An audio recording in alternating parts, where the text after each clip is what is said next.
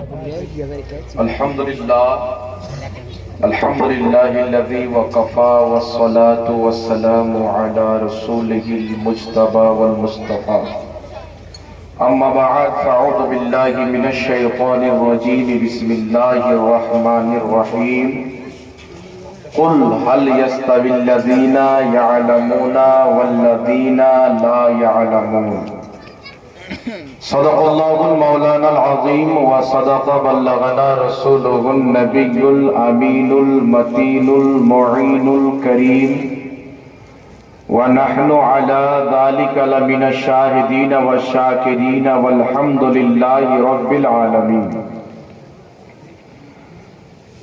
अल्हम्दुलिल्लाह समस्त तारीफ व प्रशंसा गुणगान महान रब्बुल आलमीन वहदाहु ला शरीकेर जन्य যিনি আমাকে আপনাকে কুল জাহানকে সৃষ্টি করেছেন এবং আখরি নবী জনাবে রহমাতুল্লিল আলামিন সাল্লাল্লাহু তাআলা আলাইহি ওয়া আলিহি ওয়াসাল্লামের আমাদেরকে উম্মত বানিয়েছেন, তাই আল্লাহ পাকের অসংখ্যবার শুকরিয়া আদায় করি। সকলে পাঠ করুন আলহামদুলিল্লাহ। আল্লাহ তাবারাক ওয়া তাআলার হামদ ও সানার পর রাসূল আকরাম নূরে মুজাসসাম সরওয়ারে দো আলম উম্মতের গমখার শাফাআতের কান্ডার মা আমিনার লাল আহমদে মুজতবা জনাবে মুহাম্মদুর রাসূলুল্লাহ সাল্লাল্লাহু তাআলা আলাইহি ওয়া আলিহি ওয়াসাল্লামের প্রতি অগণিতবার অসংখ্যবার দুরূদ ও সালাম বর্ষিত হোক, গর্বিত হোক। সকলে পড়ুন আল্লাহুম্মা আমিন। মঞ্চে উপস্থিত উলামায়ে কেরাম, খতিবে ইসলাম, मुकर्रिर बेमिसाल हजरतुल अल्लाम हजरत अल्लामा व मौलाना मुअज्जम हुसैन कलीमी साहिब किबला मद्दजिल्लाहुल आली व नूरानी, उपस्थित जुमला उलमाए किराम व तालिबाए इस्लाम, সকলকে আমার আন্তরিক সালাম ও শুভেচ্ছা জানিয়ে আল্লাহ তাবারাক ওয়া তাআলার নিকটে তার মহান নবীর ওসিলা দিয়ে দোয়া করি যেন আল্লাহ পাক আজকের এই পবিত্র শুকরানা মাহফিল আল্লাহ তাবারাক ওয়া তাআলা নিজের হাবিবের ওসিলায় যেন কবুল করেন। সকলে পড়েন আল্লাহুম্মা আমিন। আপনারা সকলে অবগত আছেন, সকলে জানেন আজকের মাহফিল বাবুজি হযরত মাওলানা মুআজ্জম হোসেন কালিমি সাহেবের বড় শাহজাদা মাওলানা শামীম আখতার মিসবাহি সাহেব, তিনি আল জামিয়াতুল আশরাফিয়া মুবারকপুর আজমগড় ইউপি উত্তর প্রদেশ থেকে ভারতের সবচাইতে ইলমি আর বড় মাদ্রাসা থেকে ইলমে দ্বীন হাসিল করে ফাজিলাত কমপ্লিট করে দস্তরবন্দি হয়ে সার্টিফিকেট নিয়ে বাড়ি এসেছেন। তার আনন্দতে একজন ছেলের আলিম হওয়ার খুশিতে তার বাবা আনন্দের আল্লাহ পাকের শুকরানার মাহফিল রেখেছেন। সুবহানাল্লাহ। বিরাদরি ইসলাম, আজকে আলহামদুলিল্লাহ সত্যি আমি খুব গর্বিত এবং খুব আনন্দিত যে আমাদের আহলে সুন্নাত ওয়াল জামাতের ভবিষ্যতে এমন এমন অস্ত্র তৈরি হচ্ছে যে লিখনির ময়দানে হোক আর বক্তব্যের ময়দানে হোক ইনশাআল্লাহ আগামীতে তুফান চলবে। মাসলাকে আলা হযরতের ইনশাআল্লাহ পুরো বাংলা নয় সারা বিশ্বে বলবলা হবে ইনশাআল্লাহ। কারণ আপনারা দেখছেন বাবজিকে ইনারা বয়স্ক হয়ে গেছেন, বরকতের জন্য আছে। এখন কাজ আমরা ছেলে পিলেগুলো করছি না, তাদের ছেলে পিলে আবার মানুষ হচ্ছে দেখছেন আপনারা। আশরাফিয়াতে পড়ে বড় বড় আলিম হয়ে এখন ফাজিলাতের পাগড়ি পেয়েছে, তার আগে কিতাব লেখা হয়ে গেছে।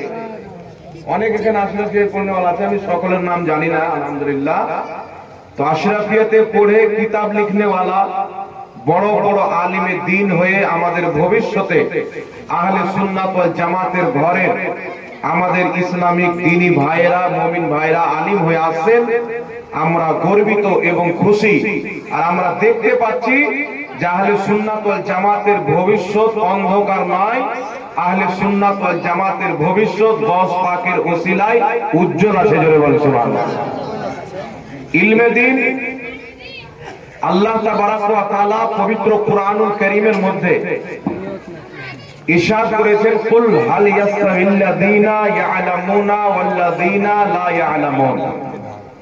আল্লাহ তাবারাক ওয়া তাআলা নিজের হাবিবকে বলছেন, হাবিব তুমি বলো, যারা জানে এবং যারা জানে না উভয় কি সমতুল্য, দুইজন কি বরাবর?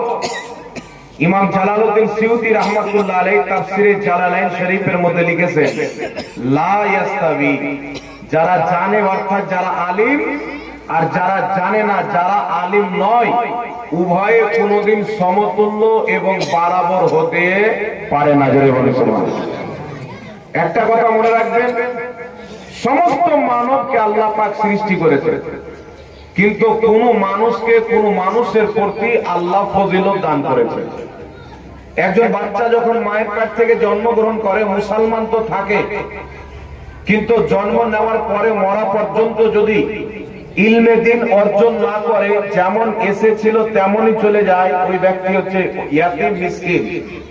হযরতে আলী রাদিয়াল্লাহু তাআলা আনহু বলেন, মিসকিন গরিব ওই ব্যক্তি নয় যার কাছে অর্থ নাই, আসল মিসকিন গরিব ওই ব্যক্তি যার কাছে কোরআন হাদিসের বিদ্যা নাই। এই জন্য আমার বাবা মধ্যে কোরআন হাদিসের বিদ্যা নাই, আমাকে আলিম বানিয়েছে। এখানে তো দেখছেন আলহামদুলিল্লাহ, বাপজি ভালো আলিম, যোগ্য আলিম, সারা বাংলাতে এনার খিদমত অস্বীকার করা যাবে না। উনার ছেলে আলিম, বড় ছেলে, আরো যত ছেলে আছে, এখন আমার পুরো বক্তব্য রাখলেন মাশাআল্লাহ, ও আমার মতন বক্তা হবে না ইনশাআল্লাহ, আমার চাইতে ভালো বক্তা বানাক, আল্লাহুম্মা আমিন। বাঘের মতন এখনই গর্জন দিচ্ছে, ইনশাআল্লাহ আল্লাহ তাবারাক ওয়া তাআলার কারাম হবে, গস পাকের নিগাহে কারাম হবে ইনশাআল্লাহ। আমরা দোয়া করি আল্লাহ পাক এমন আলিমে দ্বীন আর এমন শেরে খোদার শক্তি দান করবেন যে বাতিলের সামনে আঙ্গুল উঠিয়ে কথা বলে মাসলাকে হক, মাসলাকে আহলে সুন্নাত ওয়াল জামাত, মাসলাকে আলা হযরতের আলম বয়ান করবে, বলে সুবহানাল্লাহ। এই জন্য আপনাদেরকে আমি বলবো, যেহেতু এটা বক্তব্যের মাহফিল নয়, কিছু ওয়াজ ও নসিহত করার জন্য ইলম এবং উলামা। আপনারা দেখছেন স্টেজে আলিম উলামা বসে আছেন, আমার চাইতে অনেক জ্ঞানী গুণী আলিম উলামা বসে আছেন। আল্লাহ পাক কুরআন পাকের মধ্যে তফাৎ করেছেন। একজন ব্যক্তি মায়ের পেট থেকে জন্মগ্রহণ করে ইন্তিকাল করলেন, ইলমে দ্বীন অর্জন করলেন না, যেমন আসলেন তেমন চলে গেলেন। কিন্তু যেই ব্যক্তি ইলম অর্জন করে, জ্ঞান অর্জন করে, ইলম হচ্ছে নূর, আল ইলমু নূরুন, ওই ব্যক্তির অন্তরে যখন ইলম চলে আসে, সে আলিমে দ্বীন হয়ে যায়। তার মাধ্যমে শুধু একটা গ্রাম নয়, আল্লাহ তাবারাক ওয়া তাআলা পুরো এলাকাকে এলাকা তার ইলমের নূরে উজ্জ্বল করে দেয়, আলোময় করে দেয়, বলেন সুবহানাল্লাহ। যেমন আপনার উদাহরণের জন্য বেশি দূর যেতে হবে না, আমার বাপজি বসে আছেন, ইনার বাড়ি হচ্ছে আপনাদের গ্রামে, আপনাদের গ্রামের ছেলে। এই গ্রামে ইনার বাড়ি, মালদাতে নাম বলেন চিনে, দিনাজপুরে বলেন, কলকাতাতে বলেন, হুগলিতে বলেন, আমাদের ঝাড়খণ্ডে বলেন, আপনি যেখানে যাবেন নাম বলবেন, চিনে নিবেন। তো সিধরের কারণে ইনাকে চিনে না, ইনার কারণে আপনাদের সিধরকে চিনে। সুবহানাল্লাহ। রাসূলুল্লাহ সাল্লাল্লাহু আলাইহি ওয়াসাল্লাম বলেছেন, তোমাদের মধ্যে সবচাইতে ভালো ওই ব্যক্তি যে ব্যক্তি ইলমে দ্বীন শিখে এবং অপরকে শিক্ষা দেয়। যে ইলম অর্জন করলো এবং অপরকে শিক্ষা দিল, সেই ব্যক্তি আল্লাহর নজরে, রাসূলুল্লাহর নজরে ওই ব্যক্তি হচ্ছে সবচাইতে উত্তম ব্যক্তি। আজ বিরাদর ইসলাম মাওলানা শামীম আখতার আমার ভাই ফাজিলাত কমপ্লিট করে এসেছেন, মুফতি পড়াশোনা করবেন। মুফতি পড়াশোনা করার পর সে ইলমের চর্চা করবে, মাদ্রাসাতে পড়াশোনা করাবে। সে যে আলো উত্তর প্রদেশ থেকে নিয়ে আপনাদের সিধরিতে এসেছেন, তার আলোর মাধ্যমে পৃথিবীতে আল্লাহ পাক কত জনের অন্তরকে নূর দিয়ে আলোময় করবে, একমাত্র আল্লাহই জানেন। আল্লাহ শুকরিয়া আদায় করি।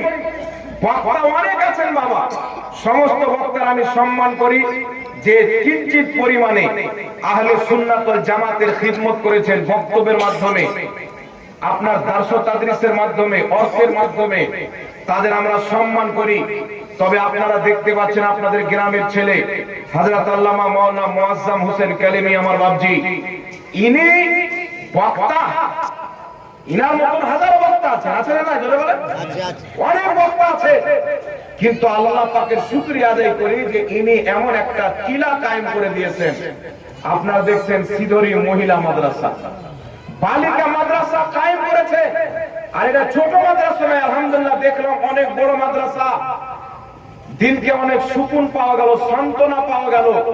যে বক্তব্য তো অনেক কেউ দেয়, কিন্তু ইনি বক্তব্য দিয়ে অর্থ জোগাড় করে মানুষের কাছ থেকে নিয়ে এসে এমন একটা কিলা কায়েম করে দিয়েছে যে কিয়ামত পর্যন্ত ইনি ইন্তিকাল করবেন। আল্লাহ পাক কিয়ামতের সকাল পর্যন্ত যতদিন মাদ্রাসায় পড়নেওয়ালা বাচ্চি আমাদের ইসলামিক শাহজাদি দুনিয়াতে ইসলামের প্রচার করবে, ইনার কবরের সওয়াব যেতেই থাকবে। সুবহানাল্লাহ হবে না? এটা একটা বহুত বড় কাম বাজি। মাদ্রাসা যদি থাকে ইসলাম টিকে থাকবে, মাদ্রাসা যদি উঠে যায় আলিম উলামা তৈরি হওয়ার ফ্যাক্টরি উখড়ে যাবে। আলিম উলামা তৈরি হওয়া যদি বন্ধ হয়ে যায় ধর্ম নষ্ট হয়ে যাবে, দেশও নষ্ট হয়ে যাবে, এলাকাও নষ্ট হয়ে যাবে। হবে কি হবে না? আমাদের ভারতবর্ষের মাটিতে ইংরেজদের যখন হুকুমত ছিল, ইংরেজদের বিরুদ্ধে জিহাদ করার সর্বপ্রথম ফতোয়া আল্লামা ফজলে হক খায়রাবাদী আলিমে দ্বীন দিয়েছে। এই আলিমে দ্বীনের কারণে ভারত আজাদ হয়েছে। আলিমে দ্বীনের কারণে ভারতের হিন্দু মুসলমানের মধ্যে আপনার আজাদ হওয়া জাজবা তৈরি হয়েছে। একমাত্র আলিমে দ্বীন, যে আলিমে দ্বীনের মাধ্যমে আমাদের ঈমানও বেঁচে থাকে, আকীদাও বেঁচে থাকে, আমলও বেঁচে থাকে। এই জন্য আপনাদেরকে আমি আবেদন করতে চাই, নিজের ছেলেকে নিজের মেয়েকে কমপক্ষে এতটুকু কোরআন হাদিসের বিদ্যা দেন যাতে সেই ব্যক্তি নিজের আকীদা বাঁচিয়ে চলতে পারে, হারাম এবং হালালকে বেছে চলতে পারে। এটা প্রত্যেক বাপ মায়ের উপর আল্লাহ ফরজ করেছেন। আপনি ইলম অর্জন করতে পারেননি, আপনার বাপ মা করেননি, হয়তো কোনো কারণ হতে পারে। অনেকে আমার বাপ মা করেন, কিন্তু আমার বাবা আমাকে আলিম বানিয়েছেন। আপনি কি আপনার ছেলেকে আলিম বানাতে পারবেন না? আপনার মেয়েকে আলেমা বানাতে পারবেন না? আর দূর দারাজ থেকে এসে মহিলারা এই মাদ্রাসায় পড়াশোনা করছেন, সিধরি মহিলা মাদ্রাসা। আপনাদের তো এলাকার আছেন, আপনারা হয়তো হালকা দূর দারাজের হবে।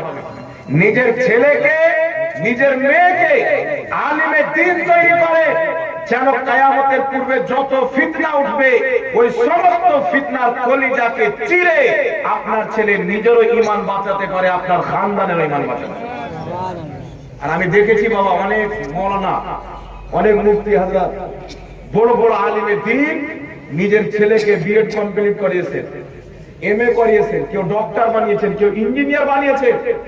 আর দেখছি তিনার আলিমের ছেলে বদ আকীদা হয়ে গেছে। নিজের চোখে দেখেছেন। হায়, অনেক আফসোস, আলিমের ছেলে ঈমান বাঁচাতে পারেনি, আকীদা ঠিক রাখতে পারেনি।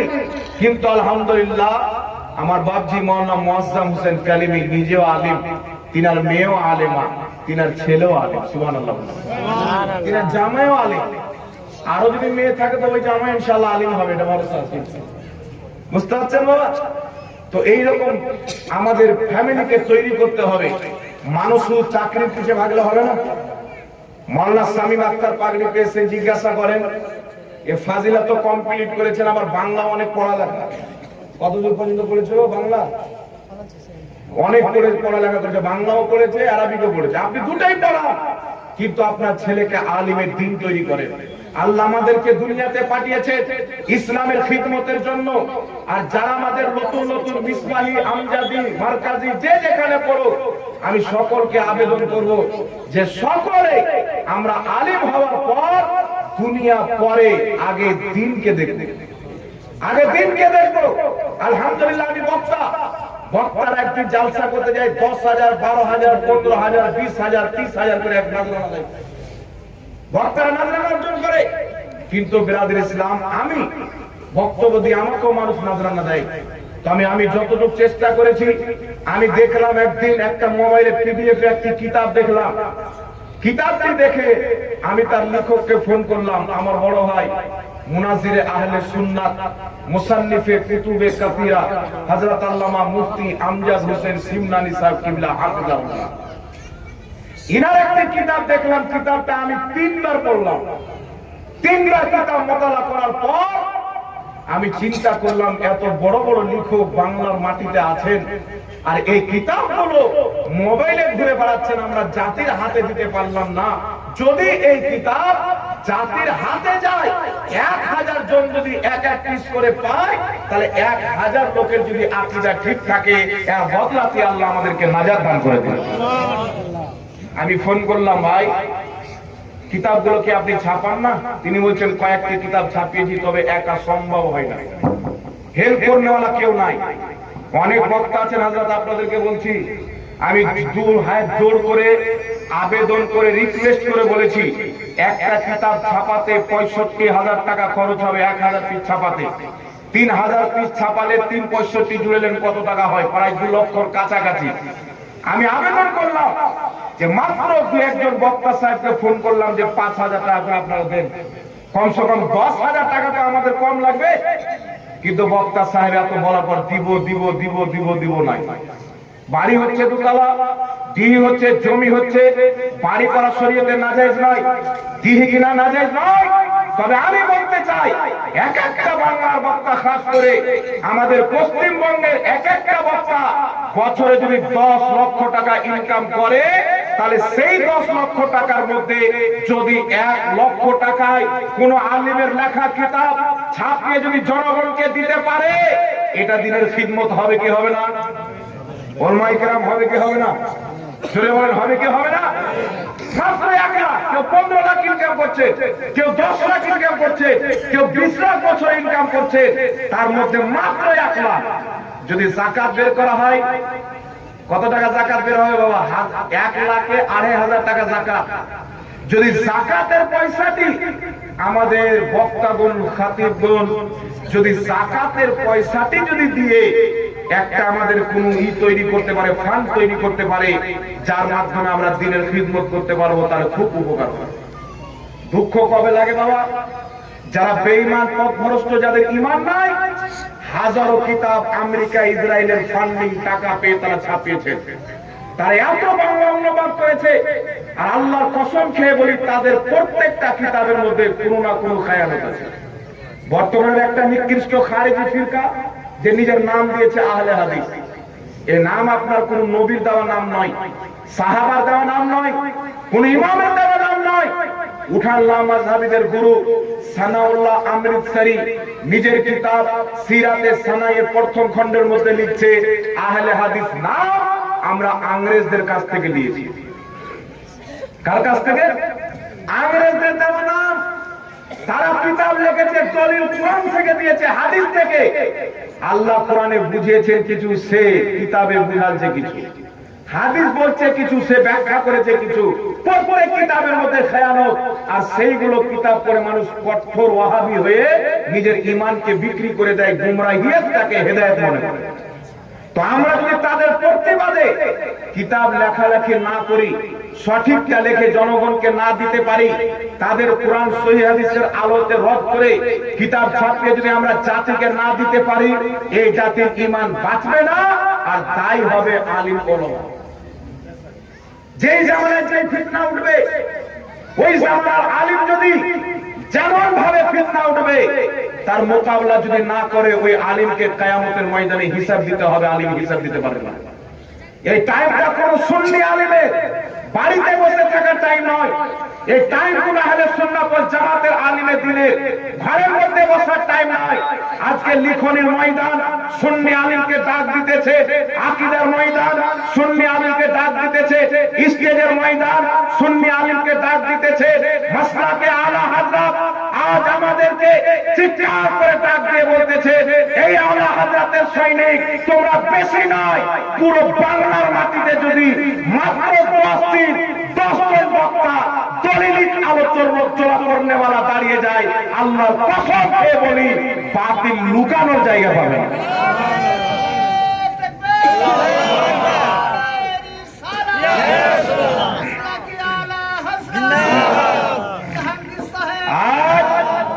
আহলে সুন্নাত ওয়াল জামাতের প্রত্যেকটা ময়দান আমাদেরকে ডাক দিচ্ছেন। এমন এমন জায়গা যেখানে আহলে সুন্নাত ওয়াল জামাতের মার্কাজ, 150 বছর 200 বছর পুরাতন মাদ্রাসা, আজ সেই জায়গাতে যাবেন দুটা চারটা ছেলে পেলে গুমরা হয়ে যায়, পথভ্রষ্ট হয়ে যায়। কারণ আমাদের আলিমে দ্বীন, আমাদের ইমামগণ, মুদাররিসিনগণ, তিনারা মনে করেন মাদ্রাসায় পড়ে নিলে বহুত বড় খিদমত হয়ে গেল। বক্তাগণ মনে করে বক্তব্য দিয়ে দিলে বড় খিদমত হয়ে গেল। ইমামগণ মনে করেন 5 ওয়াক্তের নামাজ পড়িয়ে দিলাম, বড় খিদমত হয়ে গেল। আমার কথা আপনারা কোনো আলিম ওলামা যেন খারাপ ভাবে না নেয়। যুগের প্রয়োজন, যুগের চাহিদার জন্য আপনাকে কয়েকটি কথা এই ক্ষুদ্র জ্ঞানের ছোট হিসাবে 2 হাত জোর করে প্রত্যেক আলিম ওলামার কাছে পাঠাতে চাই। যারা মসজিদের ইমাম আছে, যারা আপনার মাদ্রাসার শিক্ষক আছে, আপনারা শিক্ষকতা করছেন আলহামদুলিল্লাহ, ইমামতি করছেন আলহামদুলিল্লাহ, কোন খিদমত কম নয়, দুটোই আল্লাহ পাকের খিদমত, দ্বীনের খিদমত। আর যারা বক্তব্য দেয় এটাও একটা খিদমত। তবে আমি আপনাদেরকে বলতে চাই, নিজের পকেট থেকে যদি কিছু অর্থ খরচ করে, আমি দেখতে পাই এখানে যদি 5000 খরচ করে 5টা লোকের ঈমান বাঁচবে, আমার মতন মৌলবি কেন পিছে উঠবে? 5000 যাবে, যাক, 5টা লোকের যদি ঈমান আমার মাধ্যমে আল্লাহ বাঁচিয়ে নাই, কিয়ামতের ময়দানে ওই 5 জন ব্যক্তি আমার নাজাতের জরিয়া হয়ে যাবে, আমার নাজাতের জরিয়া হয়ে যাবে। আমি যে মাদ্রাসায় থাকি, মুফতি আমজাদ হোসেন সিমনানি সাহেবের কয়েকটি বই আমরা ছাপিয়েছি। হযরত শাবে বারাত, হাদিস ও মুহাদ্দিসের দৃষ্টিতে শাবে বারাত, আমি চ্যালেঞ্জ দিয়ে বলতে পারি, সেই কিতাব যদি কেউ পড়ে নেয়, শাবে বারাতের ব্যাপারে জীবনে কোনো কটূক্তি করবে না, জীবনে কটূক্তি করবে না। তারপর আরেকটি কিতাব রমজান মাসের পূর্বে ছাপিয়েছিলাম, হাদিস ও মুহাদ্দিসের দৃষ্টিতে তারাবির রাকাত সংখ্যা। এই কিতাবে 1000 পৃষ্ঠা ছাপিয়েছিলাম। এটাও আমি চ্যালেঞ্জ করে বলতে পারি, যে ব্যক্তি তারাবির ওই কিতাবটা পড়ে নেবে, তারাবি 8 রাকাত না 20 রাকাত বেরিয়ে কোনো ভেজাল আসে না, ইয়াকিন হয়ে যাবে তারাবির নামাজ হলো 20 রাকাত। আরেকটা বই ছাপিয়েছিলাম, কিতাবটার নাম হচ্ছে ফরজ নামাজের পরে দোয়া এবং হাত তুলে প্রার্থনার প্রমাণ। ফরজ নামাজের পরে দোয়া করার প্রমাণ সেই কিতাবের মধ্যে, হাত তুলে দোয়া সেই কিতাবের মধ্যে প্রমাণ, সম্মিলিত দোয়ার প্রমাণ সেই কিতাবের মধ্যে। আমার মনে হয় কোন ব্যক্তি শুরু থেকে শেষ পর্যন্ত কিতাবটা যদি বুঝে পড়ে নেয়, কোথায় হাত তুলে দোয়া করা যাবে না, ফরজ নামাজ পর বিদআত, এই যেটা বলে থাকে, ফতোয়া দিয়ে থাকে, তওবা করে আবার সে নিজেই দোয়া করতে আরম্ভ করে। এত সুন্দর সুন্দর কিতাব। আরেকটি কিতাব ছাপাতে দেওয়া হয়েছে 3000 পিস, 1000 পিসে 65,000 টাকা ছাপাতে খরচা আছে। ক্যাম্পাস করতে যা খরচা আছে, সেই কিতাবটার নাম হচ্ছে হাদিস ও মুহাদ্দিসের দৃষ্টিতে সহিহ নামাজ। আমরা রাফায়দান করি না, একটা নয়, দুটা নয়, একাধিক সহিহ হাদিস সেই কিতাবের মধ্যে পাবেন। আমরা আমি নাস্তে বলি, একাধিক সহিহ হাদিস পাবেন।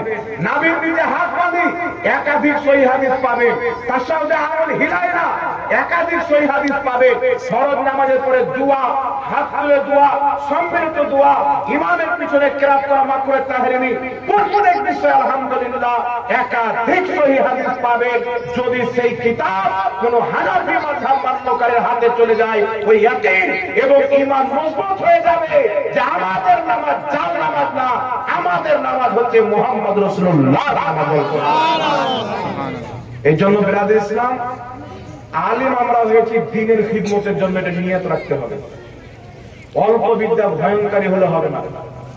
অনেক অল্প বিদ্যা ভয়ঙ্করী আছে, কেউ মনে করছে আমি আলিম হয়েছি দুনিয়ার জন্য, মসজিদ বাঁচানোর জন্য খ্রিস্টানের পর্যন্ত বিয়ে পড়িয়ে দেয়, ইমামতি বাঁচার জন্য, শিক্ষকতা বাঁচার জন্য ইহুদি নাসারা যদি বিয়ে পড়াতে হয়, এমন আছে বিয়ে পড়িয়ে দেয়।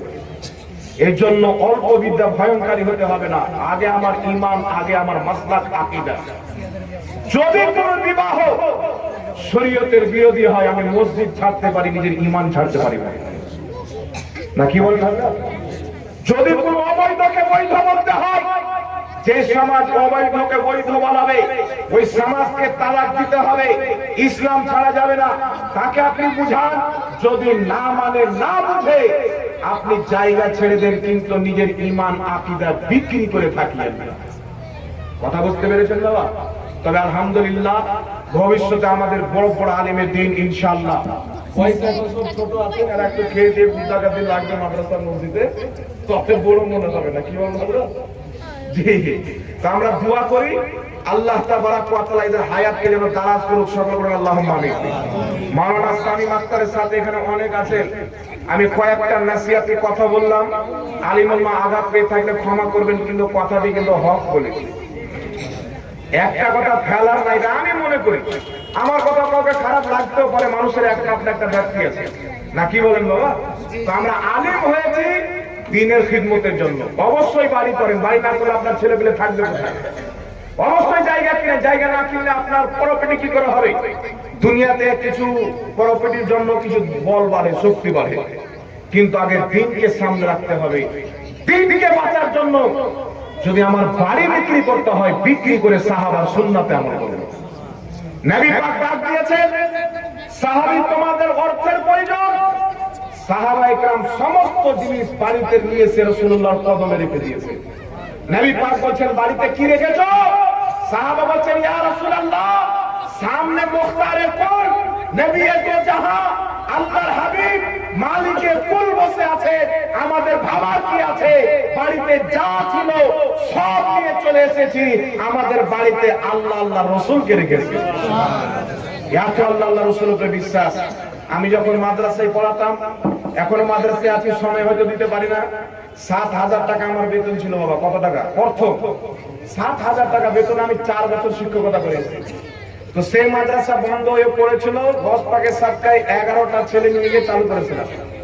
ওই মাদ্রাসা আলহামদুলিল্লাহ আজকে ৮০, ৯০, ১০০টা পর্যন্ত ছেলে। আর সেই মাদ্রাসায় এখন ২ তলা বিল্ডিং, যেখানে মাত্র ২টা ঘর ছিল, ওই পুরাতন ঘরটি ভেঙে নতুন করে ২ তলা বিল্ডিং হয়েছে। ওই মাদ্রাসায় বাচ্চাদেরকে রাখার জন্য আমি নিজের বেতনের পয়সা, অনেক মাসের টাকা বাচ্চাদের আনন্দ ফুর্তি করার জন্য খরচ করে দিয়েছি, যেন তাদের মন লাগে আলিমের দিন হয়। আজকে সেই মাদ্রাসার ছাত্র, কেউ আপনার সানিয়া পড়ছে, কেউ সালেসার পাগড়ি পেয়ে গিয়ে মানজার ইসলাম বেরেলি শরীফে পড়ছে, কেউ জামিয়াতুর রাজাতে পড়ছে, কেউ আমজাদিয়াতে পড়ছে। আমাদের তৈরি করা ছাত্র, যেই এলাকাতে সুন্নিদের একটা তালবে ইলম খুঁজে পাওয়া যাচ্ছিল না, আলহামদুলিল্লাহ মাত্র ২-৩ বছর পর প্রত্যেক গ্রামে ২টা-৪টা সুন্নি আলিম থাকে। বলেন সুবহানাল্লাহ। তো দ্বীনের খিদমত কষ্ট করে করতে হবে বাবা। এখন আমরা জালসাতে যাচ্ছি, দিয়ে দিল ১০,০০০, দিয়ে দিল ৮,০০০, যে যেমন পাচ্ছে। কিন্তু বিরাদর ইসলাম, এমন টাইম আমাদেরও ছিল যখন আমরা কম ইনকাম করতাম, তখনও জাজবা ছিল খিদমত করা, তখনও জাজবা ছিল। মুনাজারা করতে গিয়ে ইট পাথর চালাচালি হয়েছে, আলহামদুলিল্লাহ আমরা মুনাজারা করতে গেছি লামাজাবের সাথে। আজকে গিয়েছিলাম এক জায়গায়, গিয়েছিলাম, আমাদের একজন বিখ্যাত মুফতি আলিমে দ্বীন শেখুল হাদিস, মুনাজির আহলে সুন্নাত, শেখুল হাদিস ওয়া তাফসীর, হযরত আল্লামা মুফতি আবু বকর মিসবাহ সাহেব কিবলা, তিনি চ্যালেঞ্জ করেছিলেন, বুকের উপরে হাত বানার কেউ সহিহ মারফু হাদিস, এটাই রাজে, এটাই সহিহ কল, কেউ যদি প্রমাণ করতে পারে তাকে ২ লক্ষ টাকা দেবে। বুঝতে পারছেন বাবা? একটা ফুচকা ছেলে আছে, গিয়ে দেখলাম, এটা আমার পূর্বে বাপজির বেটা বক্তব্য দিলেন, একে পাঠিয়ে দিলে এই লাফিয়ে চলে আসবে। ওকে দেখেই কি বলবো, ভাবছিলাম একে একটু দিব গরম গরম, কিন্তু ওকে দেখলে মনে হবে একটা কথা বলে প্যান্টে পেশা করে দেবে। একবারে বাচ্চা মুফতি আবু বকর মিসবাহী ছাত্র, আমাদের ছাত্র, ওর চাইতে বড় বড় ঘুরে বেড়াচ্ছে। কিন্তু বিরাদর ইসলাম গিয়েছিলাম, সব মৌলবীকে ফোন করে সে বিরক্ত করছিল, মানুষকে গুমরাহ করছিল। গিয়ে প্রমাণ হয়ে গেল যে বেটাদের কাজ বুকের উপরে হাত বানার কোনো সহিহ মারফু হাদিস নাই। এটা স্পষ্ট প্রমাণ হয়ে গেছে, সে নিজে স্বীকার করে নিয়েছে আলহামদুলিল্লাহ। জি, তো বিরাদর ইসলাম আলহামদুলিল্লাহ আমাদের ভবিষ্যৎ খুব উজ্জ্বল আছে। আমরা এক জায়গাতে আমি গিয়েছিলাম, বহরমপুরের আগে একটি থানা আছে, হরিহরপাড়া থানা, সেখানে মাদ্রাসাতে আমি পড়াতাম। এখন আছি, তবে এখন সেরকম সময় দিতে পারি না, আমার জায়গায় অন্য আলিম রেখেছি। আমি আর মুফতি আইয়ুব আমজাদি সাহেব, আমরা 2 ভাই মুনাজারাতে গেলাম দুরূদ শরীফকে নিয়ে। ঘটনাটা বলে দিয়ে শিক্ষণীয় ঘটনা আছে। তো আমরা যখন গেলাম, তো ওখানে ফজর নামাজের পর দুরূদ চালু করেছেন, আমরা যে সুর করে পড়ি এই দুরূদ, আর ইয়া নবী সাল্লাল্লাহু আলাইকা কিয়াম যাকে আমরা, এই দুটো জিনিস ওখানে ইমাম সাহেব সুন্নি ঢুকেছে, চালু করেছেন, ঝামেলা। মুনাজিরা করতে গেলাম, 6টা সহিহ হাদিসের বই, বুখারী, মুসলিম, তিরমিজি, আবু দাউদ, ইবনে মাজাহ, নাসাই। তো ওখানে যখন গেলাম, তো ওখানে বসলাম, তো যে বুখারী থেকে দেখাতে হবে। তো আমি বললাম, শুধু তুমি বুখারী মানে অন্য কিতাব বলছেন না, বুখারী থেকে দেখাতে হবে। তো তো আমি ওই মৌলবীকে লামা দেবীকে বললাম যে বুখারী শরীফের নাম বলো তো। তো ওই যে বুখারী শরীফের নাম কি? সহিহ বুখারী। আমার ওইটার নাম নয়, নাম বলো। ওই যে সহিহুল বুখারী নাম বলো, এটা নাম নয়। বলছে সহিহুল বুখারী। আমরা এটার নাম নয়, বুখারী শরীফের আসল নাম কি বলো? সহিহ বুখারী, সহিহুল বুখারী, বুখারী শরীফ ইত্যাদি বলতে থাকলাম। আমরা বললাম বুখারী শরীফের নাম জানার দলিল বুখারী থেকে নেবে। বুখারী শরীফের নাম এখানে যারা উলামায়ে কেরাম বসে আছেন সবাই জানেন। শেখ আব্দুল হক মুহাদ্দিস দেহলভী রাহমাতুল্লাহ আলাইহি বয়ান করেছেন আল জামিউল মুসনাদ আস-সাহিহ আল মুখতাসার মিন উমুর রাসূলুল্লাহ সাল্লাল্লাহু আলাইহি ওয়াসাল্লাম ওয়া সুনানিহি ওয়া আয়ামিহি, এটা হলো বুখারী শরীফের নাম। তা আমি যখন আপনার সামনে বললাম তো হাক্কা বাক্কা হয়ে গেল, এটাও বুখারীর নাম, তো জানতাম না কেন। এই বুখারীর নাম জানা বলছে দলিল বুখারী থেকে দাও। আমি বললাম বুখারী থেকে দলিল দিচ্ছি, খুলো। নবীর নাম যখন পাঠ করা হয় সবাই পাঠ করে সাল্লাল্লাহু আলাইহি ওয়াসাল্লাম। তোমার সামনে বুখারী খোলা আছে, সাল্লাল্লাহু আলাইহি ওয়াসাল্লাম কোন হাদিস আছে দেখো। বুখারী শরীফ খুললেন, সর্বপ্রথম হাদিস ইন্নামাল আমালু বিন্নিয়াত। ওখানে লেখা আছে না ক্বালা রাসূলুল্লাহ সাল্লাল্লাহু আলাইহি ওয়াসাল্লাম। বলে দেখেন ওই প্রথম হাদিসে তো আছে। তো আমি ওকে বললাম কোনটা হাদিস বলছো? দেখেন লেখা আছে ক্বালা রাসূলুল্লাহ সাল্লাল্লাহু আলাইহি ওয়াসাল্লাম। আমি বললাম ক্বালা রাসূলুল্লাহ সাল্লাল্লাহু আলাইহি ওয়াসাল্লাম সে এরপর থেকে হাদিস চালু। ক্বালা রাসূলুল্লাহ সাল্লাল্লাহু আলাইহি ওয়াসাল্লাম এটা হাদিস নয়। নবীর নাম লিখলে দুরূদ লিখতে হয়, নবীর নাম পাঠ করলে দুরূদ পড়তে হয়। মুহাদ্দিসিনে কেরাম বুখারী লিখেছে, মুসলিম লিখেছে, তিরমিজি লিখেছে, তো নবীর নাম তো লিখতে হবে। যার কারণে তিনি একটা শর্ট দুরূদ এবং সালাম লিখেছেন সাল্লাল্লাহু আলাইহি ওয়াসাল্লাম। এটা হাদিস নয়। হাদিস কোনটা? নবী পাক সাল্লাল্লাহু আলাইহি ওয়াসাল্লাম বলেছেন আমার যখন নাম শুনবে তোমরা পাঠ করবে সাল্লাল্লাহু আলাইহি ওয়াসাল্লাম। এইরকম একটা হাদিস দেখাও, বুখারীতে দেখাও, তিরমিজিতে দেখাও, নাসাইতে দেখাও। যদি দেখাইতে পারো এখানে বসে বসে আমরা সালাম কিয়াম বন্ধ করে যাব। কিতাব হাতে নিয়ে হাক্কা বাক্কা হয়ে থেকে কি করে দেখাবে?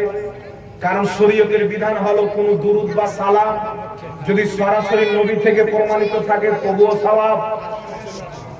কত দূরে মসজিদ আছে? মানে দূরে আছে, অনেক দূরে আছে, অসুবিধা নাই। মাইকেল পাগলা আছে নাকি?